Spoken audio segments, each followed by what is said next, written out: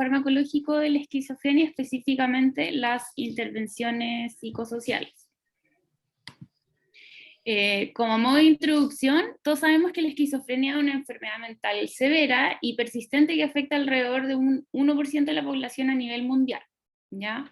Se caracteriza por presentar diversos tipos de síntomas que generalmente se separan como en cuatro tipos, que vendrían siendo los positivos, negativos, afectivos y cognitivos. Perdón. Y estos síntomas, combinados con características y algunos déficits adicionales a estos, como falta de independencia, por ejemplo, en las actividades de la vida diaria, como malas relaciones personales, o ¿cómo se llama?, pocas actividades de ocio y funcionamiento ocupacional, convierte finalmente la enfermedad en uno de los desórdenes mentales como más funcionalmente debilitantes. Entonces, por todo esto mencionado anteriormente, se crea una brecha enorme entre los pacientes en términos como de funcionamiento social y ocupacional, sobre todo en términos de la calidad de vida de estos pacientes.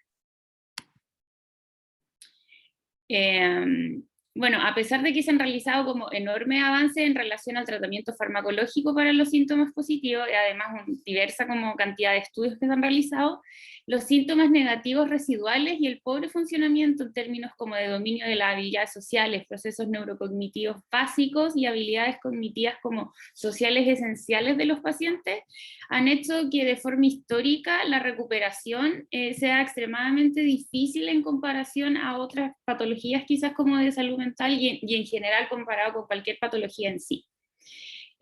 Bueno, debido a que los antipsicóticos por sí solos no mejoran el funcionamiento del paciente, fue necesario buscar otras formas de tratamiento para complementar este tratamiento farmacológico, ¿ya? Y por esto se crearon como diversas intervenciones del ámbito psicosocial que a lo largo del tiempo han mostrado tener beneficios para los pacientes con diagnóstico de esquizofrenia y no tanto para los pacientes en sí, sino para sus familias, ¿ya?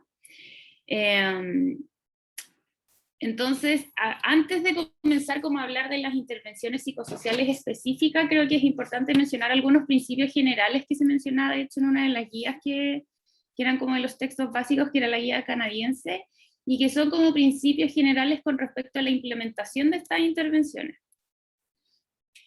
Son varios principios, o sea, son 10. Por ejemplo, se hablaba que un manejo óptimo de estos pacientes y para implementar estas intervenciones requiere la integración tanto de intervenciones médicas como las psicosociales, ¿ya? O sea, significa que no hay que como separarlas, finalmente siempre van a ser complementarias, ¿ya? Entonces por eso se mencionaba que estas intervenciones no deben verse como enfoques como que compiten entre sí, sino efectivamente de forma complementaria para mejorar tanto los síntomas clínicos y en sí la funcionalidad y principalmente la calidad de vida de los pacientes.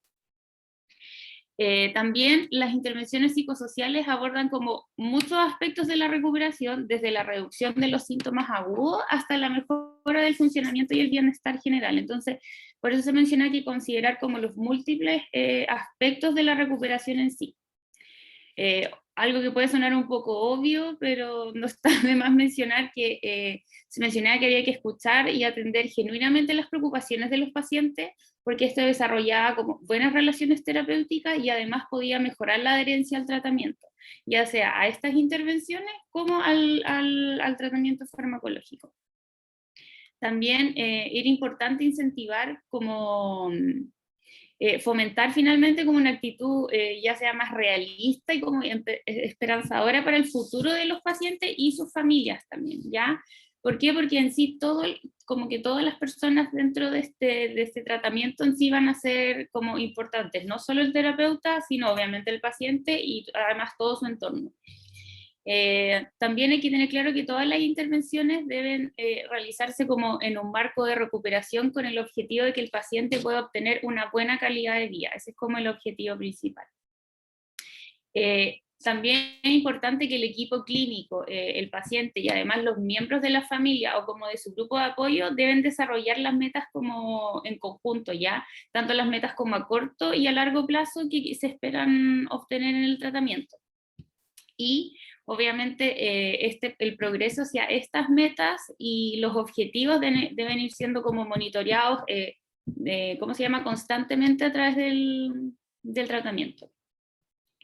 También, obviamente, las personas que deben realizar estas intervenciones psicosociales deben contar con la capacitación apropiada y, por otro lado, también los pacientes deben recibir un apoyo para que desarrollen sus habilidades como de autocuidado, ¿ya?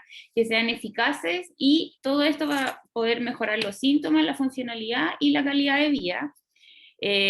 También importante que siempre se deben abordar las comorbilidades de estos pacientes, por ejemplo, el consumo de sustancias o trastornos ansiosos, trastornos depresivos, y esto siempre es importante como reconocerlo y abordarlo no solamente como como el diagnóstico, en este caso, de la esquizofrenia en sí, ¿ya?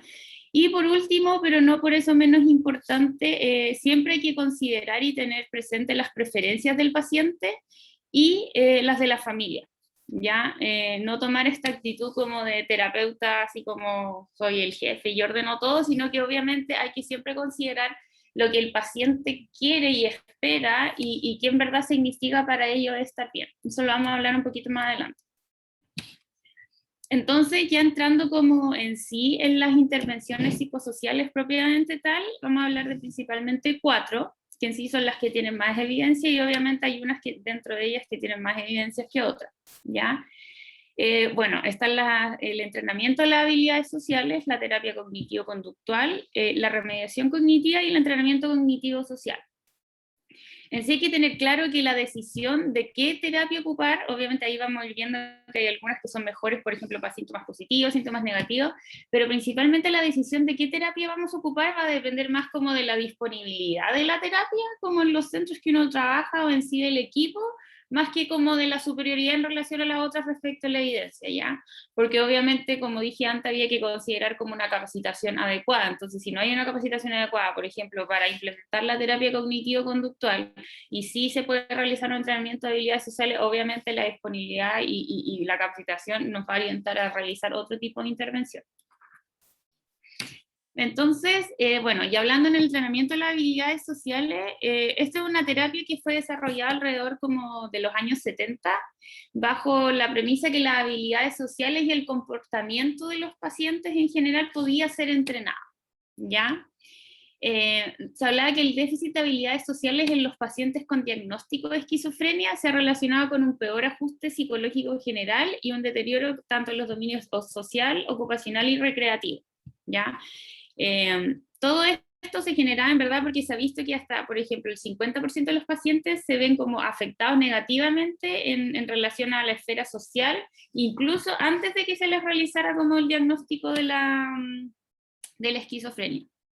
Entonces, se ha observado que estos déficits efectivamente son anteriores al inicio de la enfermedad y han demostrado ser como relativamente estables a lo largo del tiempo si no se tratan con éxito. Entonces, lo ideal es siempre intervenir como desde un inicio. Y el entrenamiento de habilidades sociales se centra principalmente en la interacción relacional entre los pacientes con esquizofrenia y los miembros de su entorno. Entonces, como que esta habilidad, el entrenamiento de estas habilidades están pensadas principalmente para ayudar como a mejorar las relaciones interpersonales, las tareas como de la vida diaria de los pacientes, y también importante disminuir el estrés social que se les produce a estos pacientes, o sea, a la gran mayoría de los pacientes, como al interactuar con otras personas. En esencia, entonces, el núcleo de este entrenamiento de habilidades sociales para la esquizofrenia se basa en el hecho de que los comportamientos se pueden entrenar, ¿ya? Independientemente de la sintomatología psicótica que tenga como esta patología. ¿Esto por qué? Porque se tiene la esperanza que la mejora de las habilidades sociales se generalice como a mejores relaciones y por lo tanto a una mejor calidad de vida. ¿Sí? Finalmente eso es lo que siempre se busca, no solamente como la disminución de la sintomatología. Entonces, la aplicación temprana de este enfoque de capacitación en las habilidades sociales se basa en la gran medida entonces en proporcionar como recompensas tangibles en el comportamiento que uno espera en los pacientes como un refuerzo primario. Entonces, por ejemplo, trabajan principalmente con la comunicación no verbal con los pacientes, también verbal, las percepciones, y que se tiene como la percepción y toda la comunicación que tiene en relación con la intención del resto de las personas, ¿ya? O sea, los ayuda efectivamente a desarrollarse mejor socialmente. Por ejemplo, las actividades pueden, no sé, pues corresponden como instrucciones de comportamiento, de repente tareas como de coaching, como role, ¿cómo se llama? Como role playing, role models, y también, por ejemplo, ensayos como haciendo, como ensayos protegidos como de situaciones finalmente como sociales, y se van realizando como feedback ya tanto para corregir o también como realizar refuerzos positivos, ¿ya? Y considerar que este entrenamiento de habilidades sociales se puede realizar tanto en el ambiente hospitalario o efectivamente de forma ambulatoria. Bueno, como en general el entrenamiento de las habilidades sociales está muy recomendado para principalmente para los síntomas negativos, ¿ya? Obviamente sirve para el aprendizaje de habilidades en general, pero la mayor recomendación es para utilizarlo en los síntomas negativos. Y en general existe como una evidencia insuficiente en términos como de disminución de la sintomatología global, porque obviamente no están enfocados a esto precisamente, como la funcionalidad global y las recaídas. Entonces, eso hay que tener como bien claro para qué se recomienda este tipo de entrenamiento. Entonces, habían estudios, por ejemplo, que evaluaban como outcomes a corto plazo, donde demostraban que el entrenamiento de las habilidades sociales, como cuando se comparaba con otras terapias psicológicas, mostraban una mejor eficacia efectivamente en el manejo de los síntomas negativos, pero habían otros estudios que comparaban los outcomes como a largo plazo, y cuando ya se evaluaban como a largo plazo se podían ver quizás como disminución de la sintomatología y la funcionalidad, pero no con una como, no de forma muy significativa, ¿ya? Y lo mismo, por eso se hablaba de las recaídas, también influía un poco, pero muy poco, o sea, influía, pero muy poco significativo. Entonces, siguiendo con las intervenciones, ahora vamos a hablar de la terapia cognitivo-conductual, que, bueno, es una terapia que se comenzó a desarrollar más o menos en los años 80, en la base de que, o sea, orientada en este caso en la esquizofrenia, en la base que hasta el 25 al 30% de la población general puede eventualmente experimentar algún tipo como alucinación o delirio paranoide que genera estrés y vulnerabilidad. Entonces, bajo esta premisa, se consideraba que las terapias cognitivas conductuales se centraban en las relaciones entre los pensamientos internos de los pacientes y los sentimientos y comportamientos que iban a tener posteriormente. Y la idea es que estos pacientes lleguen a comprender mejor las relaciones con esta sintomatología y con los diversos como componentes de la vida mental, y comiencen a hacer como valoraciones más precisas y menos perjudiciales y estigmatizantes de sus propios pensamientos psicóticos, ¿ya? Por eso se relaciona con lo que dije anteriormente, porque los pacientes como que consideran, claro, tengo el diagnóstico de esquizofrenia, puedo tener como muchos pensamientos psicóticos, como delirio y todo, pero se vio que en general, o sea, como la población general, el 25-30%, que tampoco es un porcentaje despreciable, igual puede presentar este tipo como de alucinaciones o delirio. Entonces, como que, entre comillas, se trata de aterrizar un poco como hacia ellos el tema de la sintomatología psicótica, ¿ya? Y todo esto se busca efectivamente para que tengan efectos positivos como en todo el entorno de su funcionamiento, ¿ya? Esto igual sirve como para disminuir un poco el estigma, como el autoestigma se podría decir de ellos mismos. Y bueno, lo más importante es involucrar al paciente y formar una alianza terapéutica que sea sólida, ¿ya? Y una vez que esta alianza ya esté establecida, el terapeuta se debe esforzar y enfocar como el tratamiento en normalizar estas experiencias psicóticas del paciente. Bueno, después de empezar a normalizar estas experiencias psicóticas, el terapeuta intenta trabajar en problemas relacionados con los síntomas psicóticos en sí mismo, por ejemplo, que esto le generen como ansiedad o síntomas depresivos. Y luego de que estos como síntomas auxiliares o extra que pueden producir los síntomas psicóticos son tratados y se abordan en la terapia, el enfoque cognitivo-conductual ya puede pasar como a trabajar estos síntomas ya más de lleno, centrales, como las alucinaciones, delirio. Entonces primero los trata como de, entre comillas, normalizar, después trata como los síntomas como auxiliares, y después entra de lleno a tratar los síntomas, principalmente los síntomas positivos. Y bueno, y una vez que son abordados estos síntomas positivos, la terapia ya se ocupa de los síntomas negativos, ¿ya? Y además trata de implementar estrategias para mejorar la adherencia y la prevención de recaídas, perdón. Entonces, indicaciones, por ejemplo, de la terapia cognitivo-conductual en pacientes que tienen síntomas psicóticos que son persistentes, a pesar de tener un tratamiento antipsicótico y como con buena adherencia. Y, por ejemplo, la modalidad puede ser como personal o grupal, también puede ser semanal o bisemanal, y puede ser, no sé, por ejemplo, por desde 6 a 12 meses. En sí, esta terapia demostró ser mejor para los síntomas positivos al compararse como con otro pool de otras terapias. Es como, no sé si decirlo como el gold standard, pero es para lo que más sirve de los síntomas positivos, pero no obstante también sirve bastante para los síntomas negativos, pero no tanto como los positivos. Y además está recomendado para mejorar el funcionamiento global. En cambio, hay como evidencia insuficiente en términos de síntomas anímicos, de conducta suicida, en disminuir el número de hospitalizaciones y la capacidad de INSE, ¿ya? Pero lo que más se recomienda, claro, es usarlo para síntomas positivos y negativos. En uno de los estudios que revisamos, se hacían como comparaciones entre las distintas terapias psicosociales para la psicosis en general, y aquí se podía ver que la terapia cognitivo-conductual es la que posee más evidencia como contundente al compararse con otras intervenciones, ya sea otras intervenciones en un conjunto o por sí sola, ¿ya? Ya, siguiendo con las otras intervenciones psicosociales, ahora voy a hablar de la remediación cognitiva. Entonces, hay múltiples estudios que han mostrado que hay déficits básicos en el funcionamiento neurocognitivo de estos pacientes, y estos son mejores predictores de resultados funcionales que los mismos síntomas positivos y negativos. Entonces, la idea es que si estos déficits cognitivos contribuyen a los déficits funcionales, el entrenamiento dirigido a estos déficits cognitivos debería tener como un efecto opuesto en sí, ¿ya? Entonces, por eso se habla que la remediación cognitiva se basa en la noción de que estos déficits serían como relativamente fáciles de intervenir. Y el objetivo finalmente es mejorar como estos procesos cognitivos que sea, pero perdurable y generalizado. Obviamente siempre tener en cuenta que lo que más se quiere es mejorar como la calidad de vida del paciente.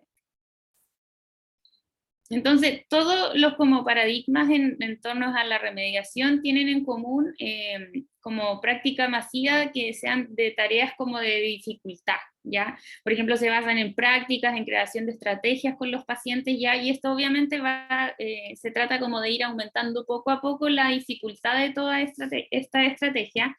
Así se van abarcando como más dominios neurocognitivos y se puede producir una mejoría como más perdurable en el tiempo, ¿ya? Entonces los resultados son mejores si se realiza además en conjunto con otro tipo de rehabilitación, y permitiría un mejor aprendizaje de nuevas habilidades en el proceso de rehabilitación. Y tiene un efecto positivo en mejoras de cognición global, reducción de síntomas y funcionamiento general. Entonces, no sé, pues, por ejemplo, se hablaba que hay tareas de entrenamiento que usaban la lógica, ¿ya? Entonces, de repente se le pedía al paciente como reconocer dentro de un pool de símbolos, algunos que eran como más abstractos, como realizar, no sé, alguna intervención como que sea, como que tenga que efectivamente generar estrategias, ¿ya? Y esto se vio que tenía, o sea, como que había evidencia que esto, como que finalmente es como la práctica hace el maestro. O sea, mientras más lo hacían, más estrategias iban generando los pacientes, y esto que tenía un efecto más perdurable.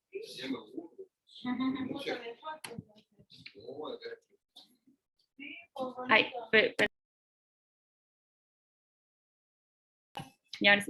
y por último, el entrenamiento cognitivo social.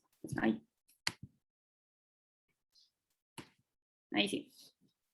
Es otra de las intervenciones psicosociales especiales, bueno, existiría una asociación entre los déficits como neurocognitivos y funcionales, sugiriendo que la cognición social mediaría la relación como en estos déficits, ¿ya?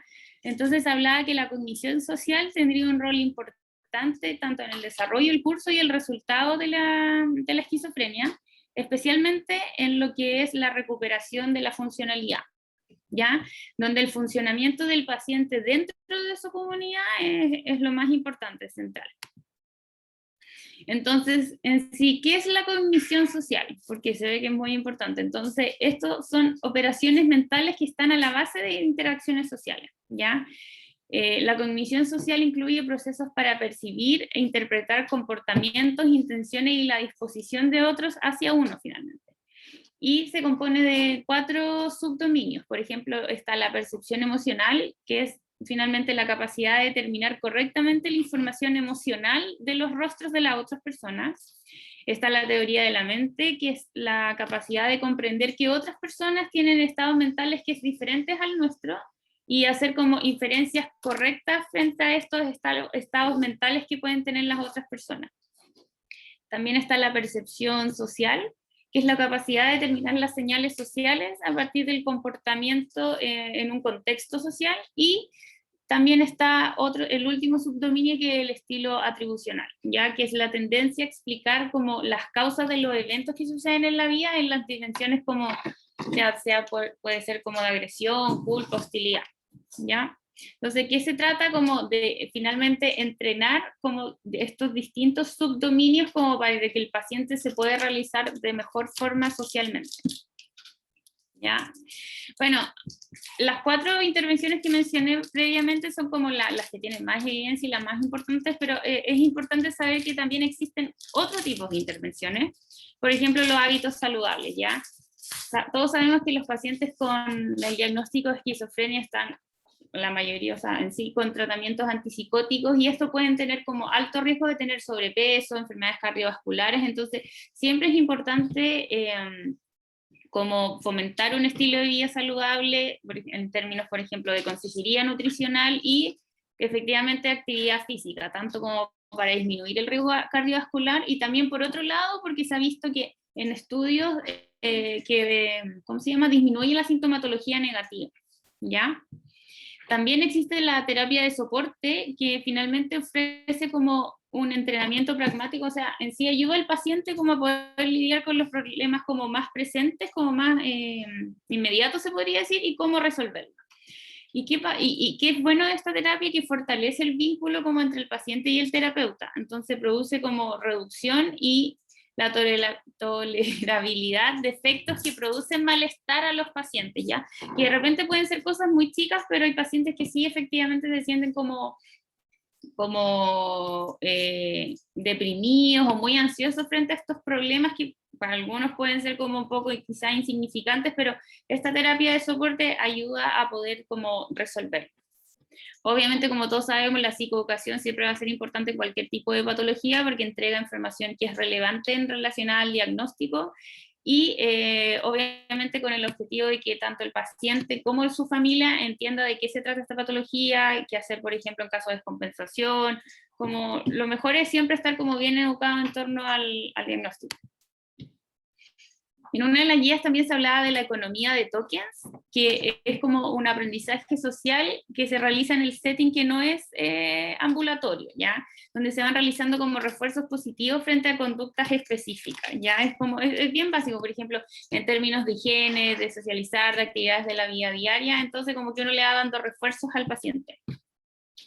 También está el befriending, que es hablar o realizar actividades sociales con alguien como empático en temas no relacionados necesariamente como al diagnóstico de la esquizofrenia, ¿ya?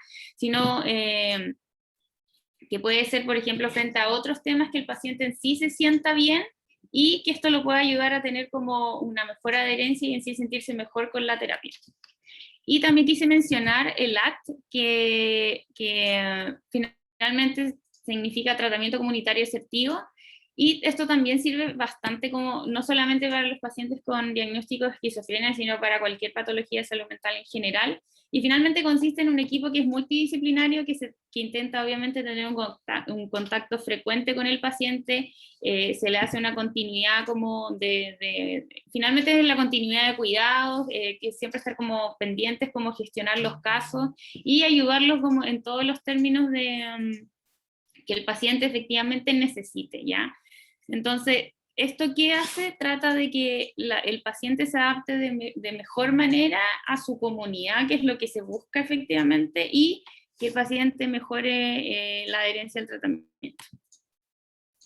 Aquí ya como más puntual, de acuerdo a los estudios que hemos revisado, en términos de síntomas positivos, por ejemplo, se mencionaba que la mayor cantidad de evidencia existe efectivamente para la terapia cognitivo-conductual, ¿ya? También habría efectividad en síntomas positivos del tratamiento integrador centrado en alucinaciones, ya que era uno de los tratamientos que se hablaba en la guía que era dedicada específicamente al tratamiento de los síntomas positivos. Y también mejorar la adherencia y el insight, por ejemplo, en entrenamiento metacognitivo, entrenamiento de habilidades sociales y también la terapia cognitivo-conductual. Ya, en este estudio además se evaluaba como outcome secundario que todos los tratamientos tenían como menos probabilidad de ser descontinuados en relación al tratamiento, por ejemplo, de habilidades sociales, ¿ya? Que era otro como, aparte de ver qué intervención tenía como más evidencia, trataban de ver efectivamente cuál era el que más se descontinuaba o no. Bueno, aquí en sí la terapia, este era uno de los estudios que estaban dentro de de las guías y se encontró que había una eficacia significativa en comparación a otros tratamientos en relación como a distintos outcomes, ¿ya? Como por ejemplo el tratamiento de síntomas positivos, negativos, la respuesta al tratamiento y efectivamente la calidad de vida, ¿ya? Pero igual es bien importante destacar que a pesar de que la terapia cognitivo-conductual era la que tenía como más evidencia, se asoció a mayores tasas de abandono en relación como al tratamiento usual, ¿ya? Y esto principalmente porque los pacientes describían que era una terapia como muy demandante, ¿ya? Por eso se veía, por ejemplo, que el entrenamiento de habilidades sociales no era tan demandante, entonces como que la descontinuación era menor. Y por lo mismo de esto de que se consideraba como se vio que era una terapia muy demandante, quizá en comparación a otras, como que los autores concluyeron que para que uno realmente pueda realizar una intervención psicosocial que sea efectiva, se requiere de una habilidad mínima del paciente para colaborar con esta terapia. Ya si el paciente en sí no está como dispuesto a colaborar en esto, se hablaba que no tenía mucho sentido en verdad aplicarla. Bueno, por otro lado, en términos de los síntomas negativos, la mayor cantidad de evidencia se encontraba para el entrenamiento de habilidades sociales, ¿ya? Pero también tenía bastante evidencia, obviamente, en la terapia cognitivo-conductual. También en tratamiento de los síntomas negativos había efectividad con la actividad física, que por ejemplo podía ser tai chi, baile entretenido, yoga, como aeróbica. En sí, obviamente actividad física, que no, o sea, no solamente va a ayudar por los síntomas negativos, sino como dije antes, también como para disminuir el riesgo cardiovascular en estos pacientes. Se hablaba, habían como que se juntaba efectivamente las intervenciones musicales y la arte terapia, pero en sí se vio que había más efectividad con intervenciones musicales, pero no así con las intervenciones artísticas, ¿ya? Y no había efectividad como significativa, por ejemplo, en las terapias de humor se hablaba, o familiares o las neurocognitivas, ¿ya? Sí hay que tener claro que la mayoría de los estudios disponibles que se vieron en este metaanálisis no se diseñaron como para tratar los síntomas negativos, sino que se utilizaron como datos que eran informados sobre el cambio de síntomas negativos, pero que eran secundarios como outcomes no era el outcome primario finalmente del estudio, ¿ya? Entonces igual hay que tenerlo en consideración cuando uno evalúa como la evidencia. Y ya por último, hablando de un tema que es muy importante, es el tema del recovery, ¿ya? Recovery, bueno, en español es recuperación, pero efectivamente este es como un concepto bien importante. De hecho, había uno de los autores de una de estas guías que lo describía como un proceso profundamente personal y único para cambiar las actitudes, los valores, los sentimientos, las metas, las habilidades y los roles de cada uno. Y es una forma de vivir una vida satisfactoria, esperanzada y contribuyente incluso con las limitaciones causadas por la enfermedad, ¿ya? Entonces, finalmente, el recovery o la recuperación consiste como en construir un proyecto de vida como con sentido y como que sea satisfactorio para la persona, en este caso para el paciente con el diagnóstico de esquizofrenia, o en sí, en verdad, esto sirve para cualquier diagnóstico de salud mental, y que finalmente el paciente lo defina y que sea independiente de la evolución de los síntomas o los problemas como o ya tanto sintomatología psicótica y todo, que tenga el paciente, ya, o sea, que el paciente define su proyecto de vida y qué es lo que él le hace sentido, ¿ya? Y bueno, mencionar también que este es como un movimiento que fue como agarrando vuelo, se podría decir, con los años, pero se inició más o menos en los años 80 ya, que es un modelo que se aleja más de la patología y la enfermedad y los síntomas, y se trata de acercar como más a la salud, la fortaleza y el bienestar. Hay que mencionar también en sí que el recovery, claro, se está intentando implementar, bueno, en Chile si uno lee, por ejemplo, el programa salud mental, igual se menciona varias veces, ¿cómo se llama? Se menciona en varias oportunidades el tema del recovery, pero este es como un movimiento que está muy implementado, por ejemplo, en Estados Unidos, en Nueva Zelanda, en Inglaterra, o sea, en países que efectivamente son desarrollados y están tratando como de disminuir un poco la parte como de la institucionalización y hacer todo el tema de la recuperación como más comunitaria. ¿Ya? Entonces, el recovery en sí consiste en una desviación del conocido modelo como médico clásico en el que el tratamiento se dirige principalmente a la disminución o la remisión de los síntomas. ¿Ya? Se busca que la persona pueda proseguir y conseguir sus metas personales, cumplir sus roles sociales y vivir en una comunidad de su elección, a pesar de tener una enfermedad de salud mental. Promueve la búsqueda de bienestar, independencia y experiencia subjetiva de recuperación. Esto va como que el paciente en sí se sienta bien, no como lo de que el terapeuta cree que está bien, sino que el paciente como que le encuentre sentido a su vida finalmente. Y también subraya que estas intervenciones incluyen, por ejemplo, se habla mucho de la esperanza, el optimismo, del empoderamiento del paciente y el sentimiento como de su ciudadanía. En sí hay que tener claro que no es un enfoque de tratamientos en sí mismo, sino que es como un modelo, y se refiere que el paciente tome como un rol activo en su tratamiento, ¿ya? Bueno, hay varias características que son como orientados a los como servicios orientados al recovery, perdón, y como dije antes, no solamente está orientado a los pacientes con diagnóstico de esquizofrenia, sino que es un modelo que involucra a todas las enfermedades mentales y intenta como mediante sus intervenciones incluir al paciente en la comunidad. Y esto finalmente ¿para qué? Para disminuir el estigma. Por ejemplo, características que son muy importantes: que sea autodirigido, que sea individualizado y centrado en la persona, que se produzca empoderamiento de los pacientes, que sea holístico, o sea, que involucre como todo el universo en sí, que sea como importante para el paciente, que sea no lineal, basado como en las fortalezas del paciente, con el apoyo de los pares, en sí, insertos como el paciente en la comunidad, obviamente basado en respeto, responsabilidad y esperanza. Bueno, los objetivos de la intervención como del recovery en el caso de la esquizofrenia, en sí obviamente va a ayudar quizás a disminuir un poco la sintomatología, pero como dije antes, no necesariamente es como para eso, sino porque sabemos, por ejemplo, que los pacientes con el diagnóstico de esquizofrenia también es como que experimentan un desafío en términos, por ejemplo, de apoyo social, desempleo, falta de vivienda, tiene el estigma en sí es tanto social como autoestigma, es bien potente, y además tienen recursos comunitarios limitados. Entonces, ya hablando un poquito como de las prácticas del recovery, bueno, ahí se intenta como promover que haya una intervención por pares, ¿ya? O sea, que haya un apoyo como entre los propios pacientes que están insertos y se desarrollan de forma adecuada en la comunidad. Se vio esto sí que no tenía efectos significativos en los síntomas ni hospitalizaciones, pero sí les da esperanza y empoderamiento a los pacientes, o sea, tomaban un rol mucho más activo en términos del tratamiento de su enfermedad. También hay intervenciones de automanejo que están desarrolladas para mejorar las habilidades como de enfrentamiento a la patología y disminuir el riesgo de recaída, ¿ya? Estas intervenciones aumentan la sensación de bienestar, autonomía y funcionamiento psicosocial.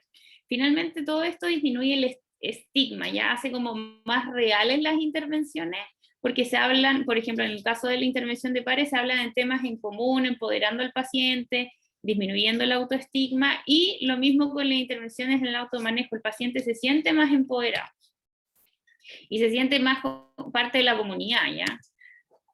También se habla de la gestión de casos como basada en fortalezas, que se centra en que las personas con el diagnóstico de esquizofrenia logren sus metas personales, ¿ya? Se hablaba que como este tipo de prácticas fortalecía la conexión, por ejemplo, entre los recursos externos e internos. Externos, por ejemplo, las competencias, las aspiraciones que puede tener el paciente, como fortaleciendo la conexión con relaciones sociales, recursos comunitarios. Se trata de hacer el paciente como más funcional. O sea, la meta finalmente de esta gestión de casos es crear como las condiciones para que se desarrolle el recovery, haciendo énfasis como en la fortaleza y en los recursos de los pacientes más que en sus síntomas. También importante que existe como el apoyo residencial, porque ya sabemos que los pacientes con diagnóstico de esquizofrenia tienen mayor riesgo de indigencia. De hecho, pues hablaban que podía ser como entre el 20-40% de este grupo podían ser indigentes. Bueno, esta práctica trabaja en la búsqueda de lugares seguros y permanentes que apoyen al paciente durante su recuperación, ya que obviamente el apoyo residencial en sí se considera como un requisito fundamental para que un paciente y bueno, cualquier persona tenga una integración como social completa, ya que es efectivamente lo que promueve el recovery. Y se vio que esta práctica reducía las tasas de hospitalización, por ejemplo, la detención carcelaria y obviamente los síntomas psiquiátricos. También está el apoyo laboral, que los síntomas de la esquizofrenia pueden contribuir a impedimentos en términos como vocacionales, ¿ya? Esto obviamente es necesario tener un apoyo laboral porque existe mucha discriminación y prejuicios en relación a los pacientes con un diagnóstico de salud mental, lo que contribuye a altas tasas de desempleo en estos pacientes. Entonces, se provee apoyo para la búsqueda y el manejo que sean trabajos competitivos. ¿En qué sentido trabajos competitivos? Que, por ejemplo, sean, no sé, full time o part time, pero que estén como, que el paciente con el diagnóstico de salud mental, en este caso con el diagnóstico de esquizofrenia, puede entrar como a competir como por trabajos que los buscan como las personas sin patologías de salud mental, ¿ya?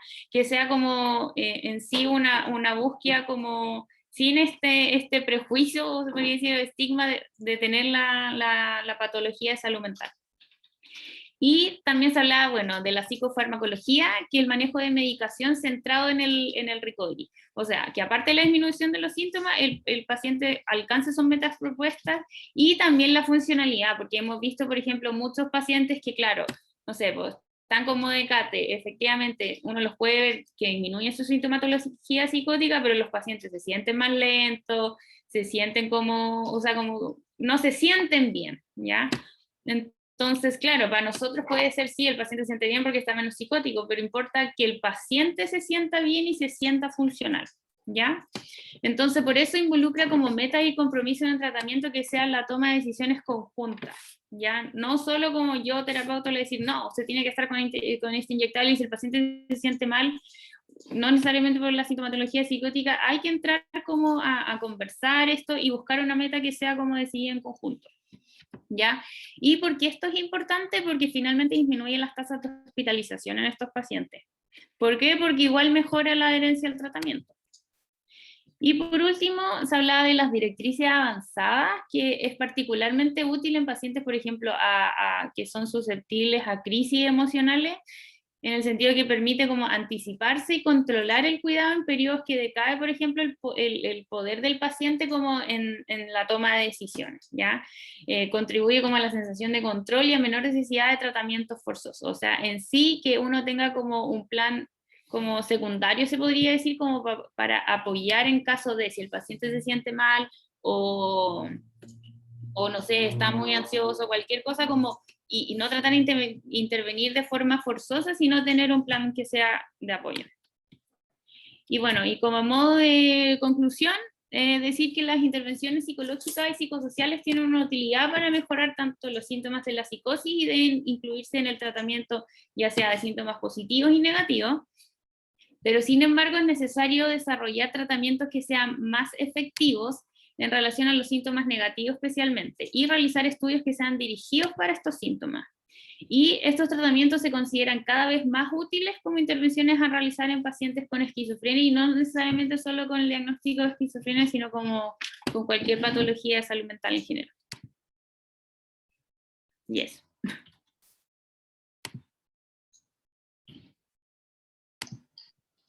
Listo.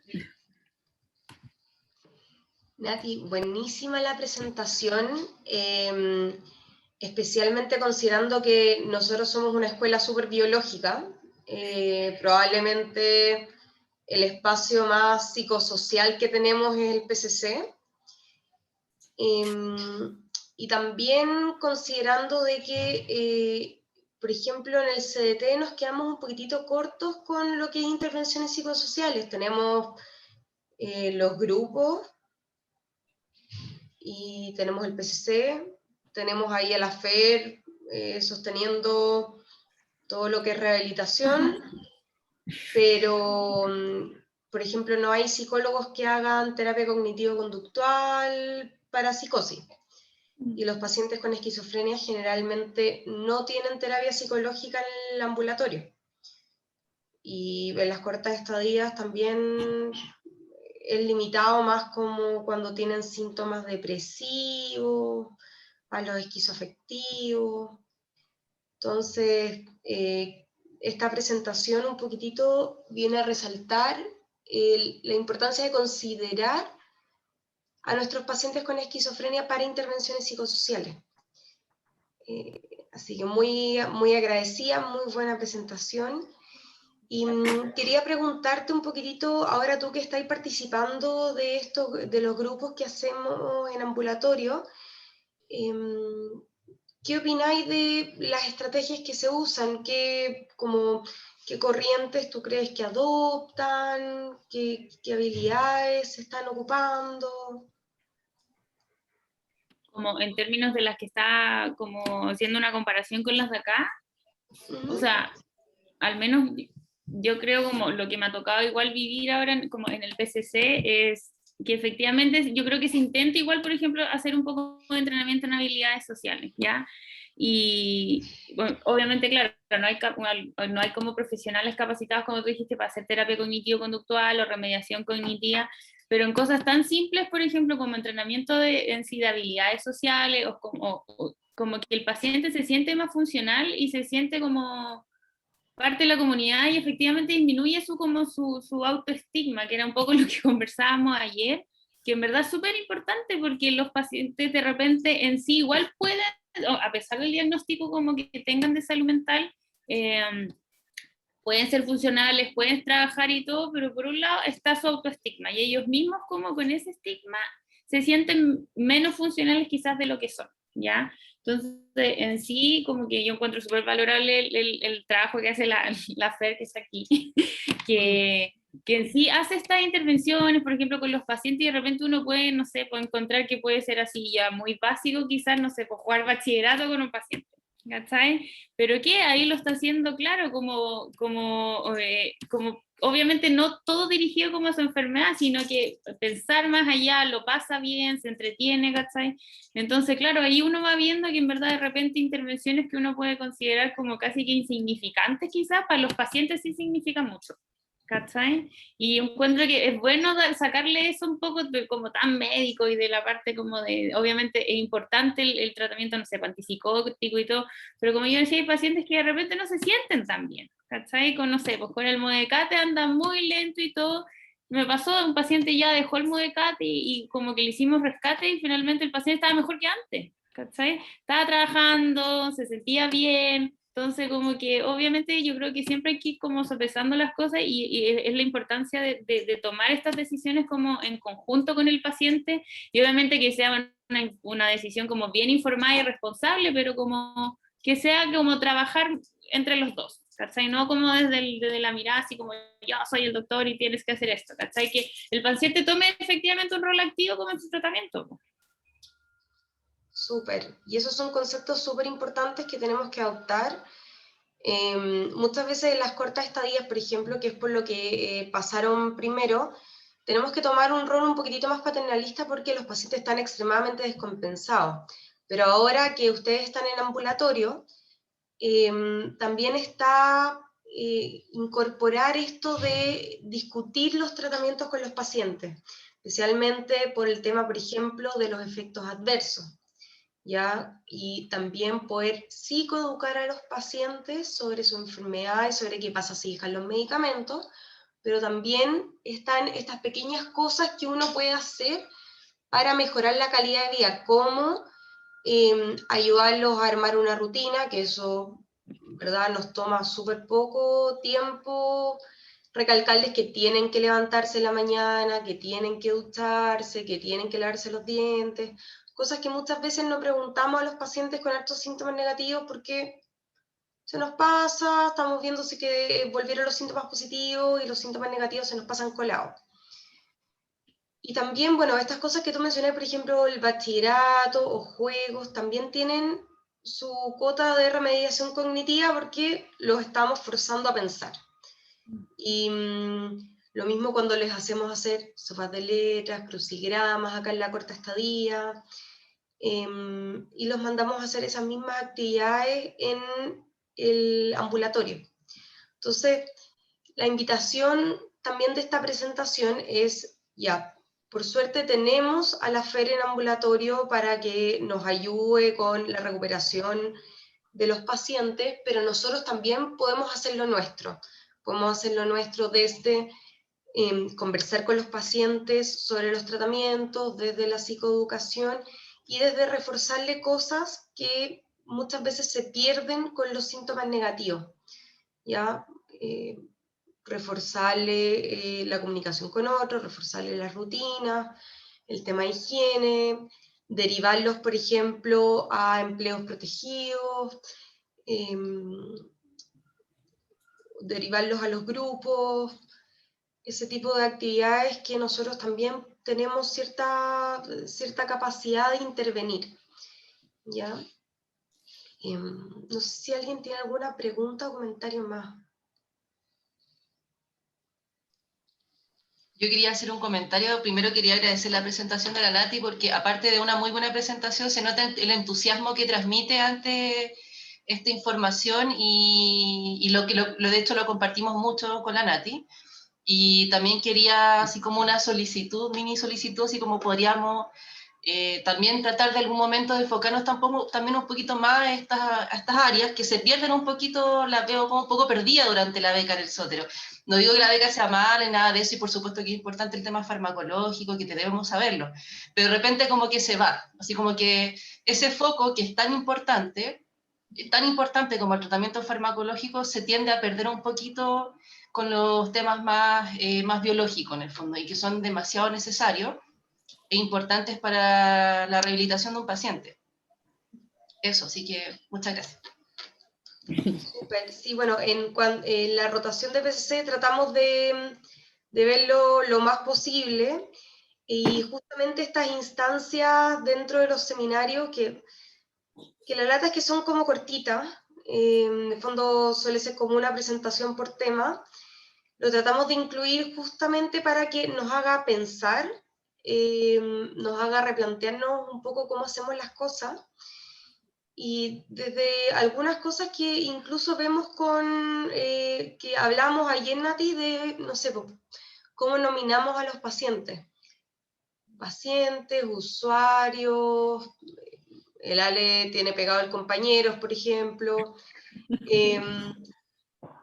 Clientes, habla clientes. Clientes, sí, se habla en países más anglosajones,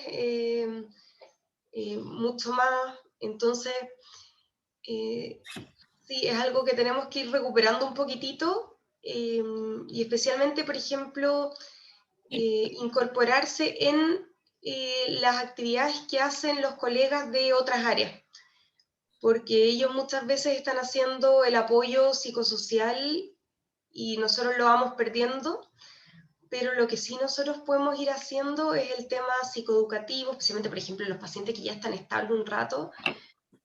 Podemos aprovechar esas consultas que de repente duran 10 minutos porque los pacientes no hablan nada, de psicoeducar, de citar a las familias y psicoeducar, de tratar de construir rutinas, de tratar de incentivarlos hay de repente, no sé, pues, cursos de capacitación, estos trabajos protegidos, preguntarles cuáles son sus propios gustos, sus intereses, cosas que se nos pierden efectivamente. Así que eso es una muy buena acotación, y ojalá, bueno, ahora ustedes que están en ambulatorio también puedan tomarlo. Fran, ¿tú querías decir algo? Sí, bueno, varias cosas. Una con respecto a la presentación, Nati, estaba muy buena la presentación, muy clarita, y yo creo que es un súper buen resumen de lo que estaba, ¿cómo se llama?, puesto en el tema, ¿ya? Con respecto a cosas importantes que ustedes tienen que tener claro, acuérdense que todo este tipo de terapia están hechos en un pool de esquizofrénicos que son DSM, ¿ya? A mí me causaba serias dudas, por ejemplo, el funcionamiento de la terapia cognitivo-conductual, ¿ya? Para psicosis, porque ahí de repente en ese saco, ¿ya? Por cosas del DSM, y especialmente ponte tú en Estados Unidos, de ahí vienen la mayoría de los estudios, ¿ya? En relación a esto, habían pacientes que yo te diría que aquí nosotros las clasificaríamos como trauma complejo o con síntomas disociativos, psicóticos graves, ¿ya? Que caían en esta bolsa de esquizofrénico en Estados Unidos. Y por ejemplo, en esas pacientes, yo una cosa que ustedes, como para que la tengan en cuenta, así como en la práctica, son esas pacientes o esos pacientes los que en el futuro, ya, si uno aplica psicoterapia cognitivo-conductual para psicosis, tienen una muy buena respuesta, ¿ya? Entonces, cuando ustedes tengan un paciente que tenga psicosis, ¿ya? Y tenga el diagnóstico de esquizofrenia, también acuérdense de que la misma respuesta a tratamiento algunas veces te puede dar la idea en el curso longitudinal de cuál podría ser el real diagnóstico, ¿ya? Así que evidentemente yo no sé si uno clasificara así como esquizofrénicos clásicos, ya con un buen grado de autismo versus los otros tipos de esquizofrenias que podrían caer porque son diagnósticos que son muy difíciles de hacer los diagnósticos diferenciales. ¿Cómo andaría la terapia cognitivo-conductual? ¿Ya? En términos de síntomas positivos. No sé si me entendieron o me fue muy... Sí. ¿Ya? Eso es súper importante. Lo otro súper importante es lo que decía un poco la Caro. ¿Ya? Cuando uno trabaja en el ambulatorio, ¿ya? Porque las cortas de estadía como que es un poco más corto la evolución, ¿ya? Uno como que tiende, o muchas de las escuelas clásicas tienden como a manejar a los pacientes esquizofrénicos en piloto automático, ¿ya? Se toman los medicamentos, no tiene muchos efectos secundarios, listo para la casa, ya le tomamos la presión, vimos toda la parte metabólica, ya, no hay, pero también es súper bueno en relación a la relación médico-paciente, ¿ya? Aplicar un poco de las cosas que vimos hoy día, ¿ya? Desde el recovery hasta, ¿cómo se llama? Algunas pequeñas cosas que se pueden hacer en el 1-a-1 en la evaluación psiquiátrica en el ambulatorio, ¿ya? Porque ustedes si empiezan a aplicar esas pequeñas cosas, ¿ya? Van a ver que los pacientes empiezan a tener mejorías que antes no estaban consideradas dentro de las mejorías clásicas, ¿ya? Entonces, no se queden nunca con la sensación, así como de que el paciente entró en un piloto automático y ya no se puede hacer nada más, porque están todas estas tipos de terapia que aunque no necesariamente uno se tiene que manejar bien, se pueden aplicar y se ven resultados, ¿ya? Y a veces resultados que son súper, súper buenos, ¿ya? Y eso va a hacer que ustedes, dentro de la relación con ustedes, con el paciente también, tengan que poner en la mesa cosas como lo que decía la Nati. O sea, ¿qué tanto está limitando a mi paciente estas dosis de medicamentos, siendo que ha estado crónicamente estable por tanto tiempo, a ver si yo la puedo bajar como para que funcione mejor en el trabajo? ¿Te fijas? ¿Ya? Entonces, eso les pido así como que se queden ustedes con esa sensación de que no dejen a estos pacientes esquizofrénicos crónicos en piloto automático, porque sí hay cosas que se pueden hacer, ¿ya? Y es bonito el trabajo en relación a eso, ¿ya? Y con respecto a la beca, mira, en la beca de nosotros, creo que de las que yo conozco acá en Chile, es la que más tienen con relación a este tipo de cosas. A lo mejor la beca que hacen en el Barros Luco puede tener un poco más, ¿ya? pero porque nosotros no solamente tenemos el PCC, sino también el hospital de día, ¿ya? En el hospital de día también tú puedes ver, o ustedes van a poder ver este tipo de terapias, ¿ya? Como más en vivo. Ahora, no son cosas tan complejas que uno no pueda leer y entenderlas y aplicar la parte básica, especialmente, por ejemplo, en la terapia cognitivo-conductual, ¿ya? Así que o sea, el mensaje que les dejo es que traten de interiorizarse en esto, no solamente con lo que ven acá, sino de manera personal, para que las puedan empezar a aplicar un poco día a día en la consulta y puedan ver las diferencias que se producen en el futuro con estos pacientes. Eso nomás, pues, chiquillos.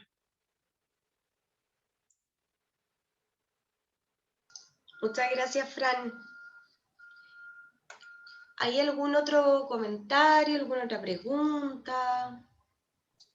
Sí, yo quisiera comentar algo bien breve. Con la Nati y con la Caro nos tocó revisar en estas clases que hace la UDP en la tarde unos documentos sobre cómo se aterriza la medicina basada en la evidencia en el manejo de los pacientes, en la realidad. Y efectivamente, tal como lo señalaban todos los comentarios, es importante considerar la opinión del paciente, porque al final el paciente no va a adherir si es que esto interfiere con su vida cotidiana, o típico en el caso cuando uno trabaja como médico general y le deja diurético a los hipertensos. Las señoras hipertensas no usan los diuréticos, o los usan solo si están en la casa, solo sábado y domingo. Y entonces uno nunca consigue el manejo de hipertensión que quiere. Y en el caso de los medicamentos de salud mental puede ocurrir exactamente lo mismo. O sea, si los pacientes tienen problemas en su vida cotidiana producto de los medicamentos, probablemente no van a adherir. Entonces es importante preguntar elementos como la satisfacción personal, como si es que están haciendo actividades cotidianamente, o si es que han logrado un mejor desempeño, un peor desempeño en las actividades que hacen. Eso es importante considerarlo. Gracias. Efectivamente, Javier, es súper importante lo que tú mencionas y muchas veces nosotros tenemos dificultades planteándoles los tratamientos a los pacientes. ¿Ya? Es muchas veces se enseñan escuelas más paternalistas cuando uno está en la universidad, ¿cierto? Y qué bueno que pudieron revisar de ese tema, de conversar los tratamientos con los pacientes, porque hace una diferencia. Es una diferencia grande en los tratamientos, especialmente estos tratamientos que nos tocan ver a nosotros que son crónicos. Que son crónicos y de largo plazo, y muchas veces muchos de nuestros colegas en otras especialidades también se saltan a hablar estos temas con los pacientes. No sé, desde los ginecólogos cuando prescriben anticonceptivos, no mencionan cosas como los síntomas que pueden producir en salud mental, justamente el tema de los diuréticos. Entonces, es súper bueno que lo hayan revisado y que ojalá lo puedan empezar a aplicar, si no lo están aplicando ya.